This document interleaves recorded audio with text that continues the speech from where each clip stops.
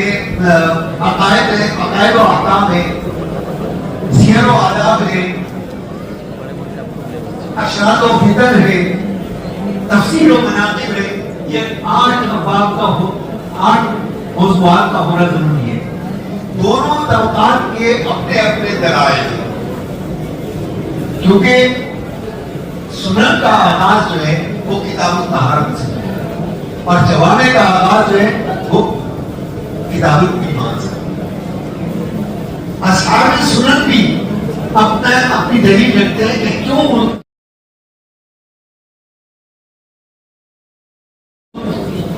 کتاب الطہارت سے آغاز کرتے ہیں۔ اسی طرح سے اصحاب جوامع بھی اس دلیل رکھتے ہیں کہ وہ ایمان سے جو اس کا آغاز کرتے ہیں۔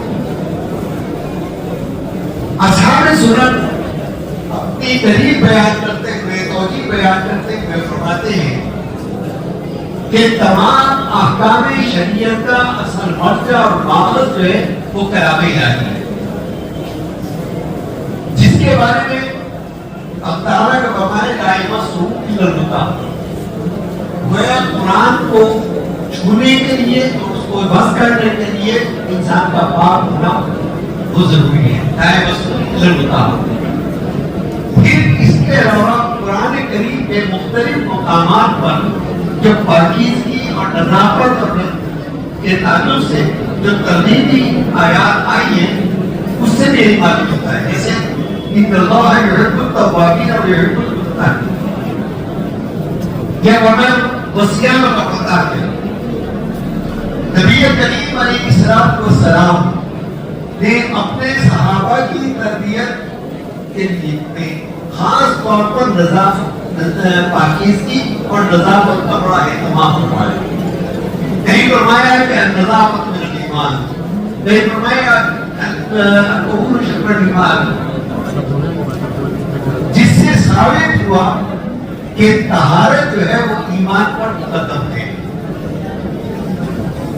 اور عقلی طور پر وہ دلیل دیتے ہیں کہ جب ایک پاک ظرف سے رابطہ بننے جا رہا ہے لازمی ہے کہ آدمی پہلے پاک ہو تاکہ پاک ظرف سے اس کا رابطہ آئے۔ اصحاب جوامع اپنی دلیل رکھتے ہیں، وہ کہتے ہیں کہ ان الذین آمنوا وعملوا الصالحات، قرآن کریم میں جہاں جہاں بھی ایمان اور عمل کا مجموعی اعتبار سے ذکر آیا ہے وہاں یہی ترکیب رہی ہے کہ عمل سے ایمان مقدم ہے، کیونکہ عمل کتنا بھی بڑا ہو، کتنا بھی عظمت والا ہو، کتنا بھی بڑا عظیم شان ہو، کتنا بھی منفعت بخش ہو، لیکن اگر اس کا مدار ایمان پر نہیں ہے تو بارگاہ رب میں اس کی کوئی وقت کوئی واقع نہیں۔ گویا عمل کا ایمان پر موقوف ہونا ضروری ہے۔ یہ اصحاب جوامع کی دلیل، اس لیے وہ کتاب کا آغاز ہے۔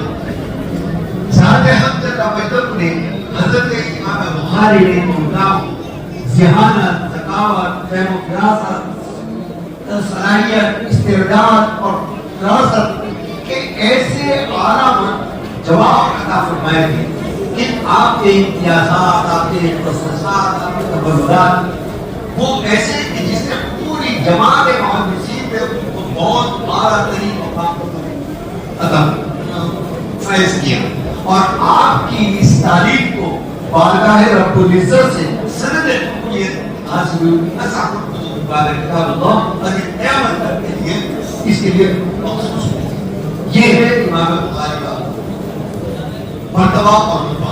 ان کے اپنے کچھ تفکرات، انہوں نے اپنی جانے کا آغاز جو عام دستور تھا یا عام ضابطہ اور قاعدہ تھا کہ کتاب الایمان سے شروع کرنا، کتاب الایمان سے شروع، انہوں نے ان کی سرحد پر غور کرے تو ان کے آغاز میں بھی انوکھاپن ہے اور ان کے اختتام میں بھی بدل۔ انہوں نے اپنی کتاب کا آغاز موجود پڑھنے سے اور ترجمہ الباب قائم کیا کہ وکالت الوحی یا رسول اللہ صلی اللہ علیہ وسلم، اور دلیل لے کر آئے وَكَذَلِكَ أَوْحَيْنَا إِلَيْكَ رُوحًا مِنْ أَمْرِنَا مَا كُنْتَ تَدْرِي مَا الْكِتَابُ وَالْإِيمَانُ۔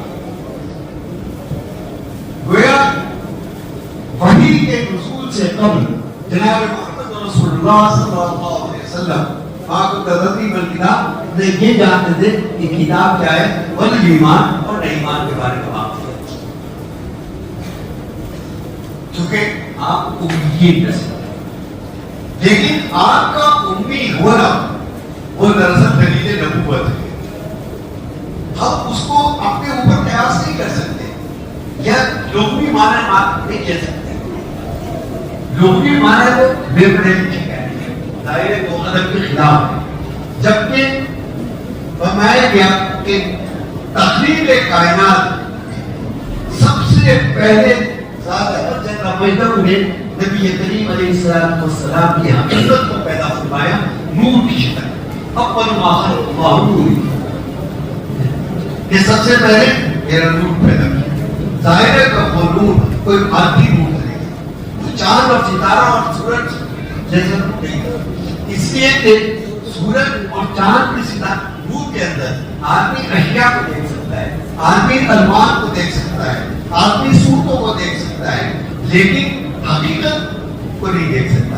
حلال کیا ہے، حرام کیا ہے، جائز کیا ہے، ناجائز کیا ہے، مرضی حق کیا ہے، نامرضی حق کیا ہے، ظاہر ہے کہ یہ دیکھا جائے گا علم کی روشنی، اور تمام انوارات میں سب سے اعلیٰ ترین نور جو ہے وہ علم کا ہے۔ تو آپ کی حقیقت کو علم کے اندر بھول کیا گیا ہے، لہٰذا یہاں پر یہ کہنا کہ ماں ہوتا تقریب الکتاب، اس سے مراد یہ ہے کہ وہ ایمان کی اور علم کی حقیقت آپ کی سرشت میں پہلے سے موجود تھی، لیکن وہ مفتہ اور قابلہ انداز میں اس کو مشرح کیا اور اس کو مفسر کیا قرآن کریم میں، آپ نے پڑھ ڈالے۔ گویا آپ کا غار ہرا کے اندر بیٹھ کر کہ غور و خوض کرنا کہ ہماری تخلیق کا مقصد کیا ہے، اس کائنات کی تخلیق کا مقصد کیا ہے، کہ دراصل اسی سرشت کا حصہ تھا کہ اول واقع نوری، کہ آپ کی سرشت میں وہ ایمان قابل ہے کہ موجود تھا۔ پھر فرمایا کہ معبود تدریب الکتاب والایمان بلاکی جعلناہ نورا نہدی من نشاء، کہ ہم نے اس کو نور بنا دیا تاکہ لوگ اس کی روشنی کے اندر راہ ہدایت پا سکیں۔ پھر بات انک لہدی الی صراط مستقیم، یہاں ایک بات کی واضح ہو گئی کہ ہدایت کا معاملہ جہاں تک ہے وہ ہدایت اللہ نے اپنے قبضے قدرت کرنا۔ دوسری جگہ بڑی واضح انداز انک لا تہدی من احببت ولکن اللہ یہدی، اگر آپ چاہیں گے بھی کہ کسی کو ہدایت نہیں، ہدایت اس کو ہوگی جس کو ہم چاہیں گے۔ یہاں پر ایک بات غور کرنے کی کہ تین رویہ ہمارے سامنے آتی ہے، اگرچہ وہ اس کے پس منظر دوسرا ہے، لیکن اس میں ایک تفصیلی نقطہ ہے کہ لو کنا نسمع او نعقل ما کنا فی اصحاب السعیر۔ ایک رویہ تو وہ ہے کہ ایک شخص کی مکمل زندگی ہمارے سامنے ہے اور پورا معاشرہ ان کو الامین اور صادق کہہ کے جانتا ہے، پہچانتا ہے، آپ بچپن سے لے کے قبولت کی عمر تک وہ آپ کے درمیان، اور کوئی ایک واقعہ، کوئی ایک گواہ اس پورے عرصے کا اندر ایسے نہیں ہے کہ جو ان کو کبھی نہ کہتا۔ تو نبی کریم علیہ السلام اس وقت تو نبوت نہیں آئی تھی، نبی کریم علیہ السلام کی اس حیثیت کو سامنے رکھتے ہوئے کہ جو آپ نے کہا تھا اتنا نہ سمجھتے، جو کہا جا رہا ہے اسے قبول کر، جب کوئی دلیل نہیں ہے تو قبول کرنے میں کیا دقت ہے، کیا پریشانی؟ یہ مقام ہے مقام صدیق، یہ مقام ہے حضرت ابوبکر صدیق، کہ آپ سے جب کوئی بات نبی کریم علیہ السلام کے واسطے سے بیان میں آمد مصدق، نقیل ہے، نقال ہے، نہ حجت ہے، کوئی چیز نہیں، آپ نے کہہ دیا بس کہہ دیا تو آمد مصدق، یہ ہے مقام صدیقی۔ دوسرا ہے مقام شہادت، لوگ نازک و ناقل، اگر یہ نہیں ہے تو خود غور و خوض کر حالات کا جائزہ لے لو۔ وہ مقام ہے جناب حضرت عمر فاروق رضی اللہ عنہ کہ 5 سال تک لگاتار غور و خوض کرتے رہے کہ یہ مدینے مکہ مکرمہ میں تو ہلچل مچ چکی ہے, ایک آویزش ہے, ایک دشمن کے پیدا ہو گئی ہے. تو غور کرتے ہیں, ابھی سمجھ میں نہیں آ رہی. اور ادھر غور کر رہے ہیں, 5 سال گزر گئے. 5 سال کے بعد کیونکہ ایک طرف یہ بھی دیکھ رہے ہیں کہ جو کلام نازل ہو رہا ہے اس میں کہیں جھوٹ نہیں جاتا, تو خود صاحب کلام بات بالکل سچ اور دل کو لگنے والی ہے. لیکن دوسری طرف اس سہولتیں ہیں کہ جو سرداران قریش کی طرف سے ملی, اسی کشمکش میں ایک وقت وہ آتا ہے آپ جھجھا جاتے ہیں اور یہ کہ آج اس قصے کو تمام کر دیا ہے. اور کوئی وقت ہے کہ جب پورے نبوت نے اور پورے ایمان نے آپ کو قلب کو لے دیا اور آپ بتاتے ہیں اسلام جو کرنا رسو اور کام. یہ دوسرا رویہ ہے. تیسرا رویہ وہ ہے کہ نبی کریم علیہ السلام نے دعا فرمائی تھی کہ اے اللہ یا تو عمر بن الخطاب کے ذریعے یا ابن الحکم کے ذریعے سے اسلام کو عزت دو. تو اس کا مطلب ہے کہ ابن الحکم جو ابو جہل کے نام سے اور ابن الخطاب دونوں صلاحیت کے اعتبار سے, مذہب کے اعتبار سے, اپنی خلافت کے اعتبار سے, اپنی اصابت رائے کے اعتبار سے برابر قسم. اسی لیے تو آپ نے دونوں میں سے کسی ایک کے بارے میں کہا. لیکن نبوت نصیب وہ ایمان نصیب تھا حضرت عمر بن الخطاب کے, اور وہاں ایمان نصیب نہیں تھا. لیکن اس کے باوجود قرآن کریم کی صداقت اس کو کھینچ کر لے جاتی تھی کہ وہ راتوں کو چھپ کر سنا.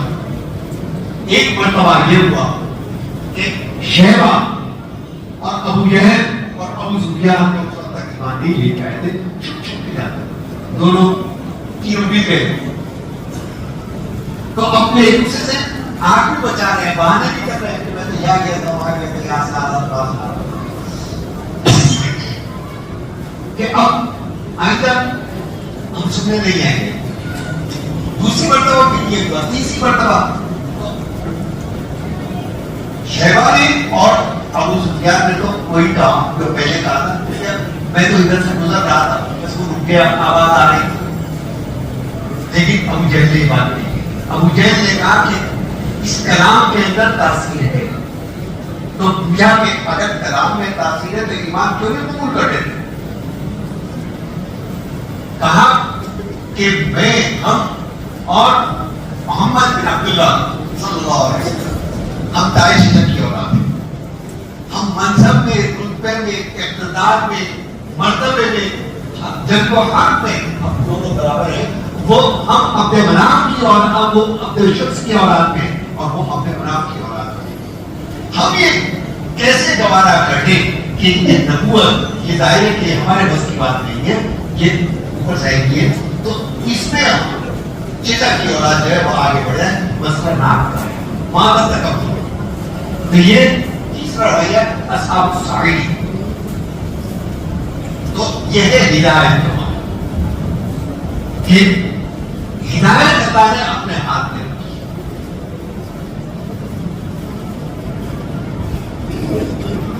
اب ادھر آئیے کہ امام بخاری نے اپنی جامع کا آغاز کیا موضوع سے, عام دستور سے الگ رکھے, اور ترجمہ آیا کیا کہ جو کہنا موضوع کی رسول اللہ صلی اللہ علیہ وسلم, اور حدیث کون سی لے کے آئے سب سے تین والا اور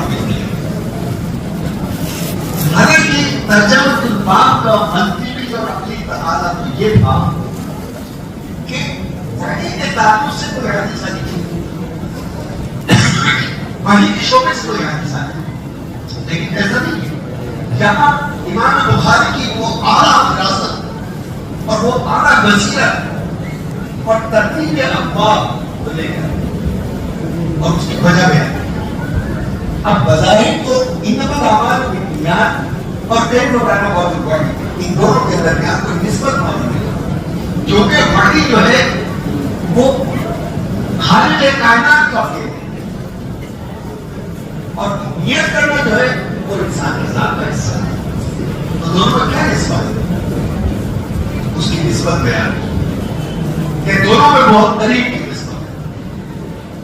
کیونکہ وہی مادہ شریعت کہ تمام احکام کے اندر یہی مادہ شریعت میں امام بخاری اس کو سب سے پہلے اس لیے لے کر آئے کہ سب سے پہلے انسان مادہ شریعت سے مانگے.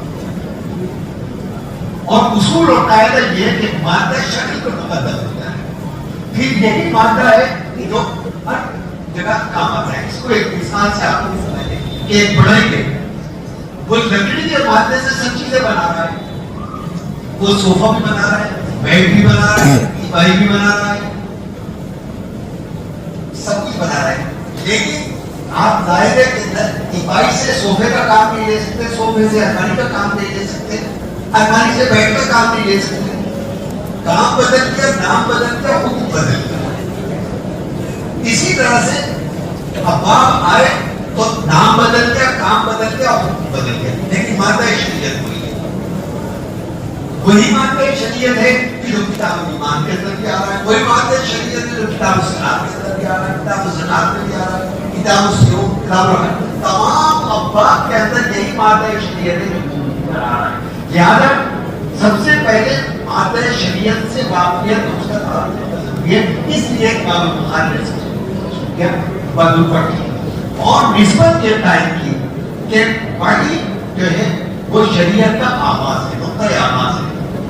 شریعت احکام شریعت کا وحی سے, تو بدو وحی جو ہے وہ نقطۂ آغاز ہے شریعت کا, اور نیت آغاز نقطۂ آغاز ہے عمل کا. دونوں کے نسبت. پھر حدیث لے کر آئے کہ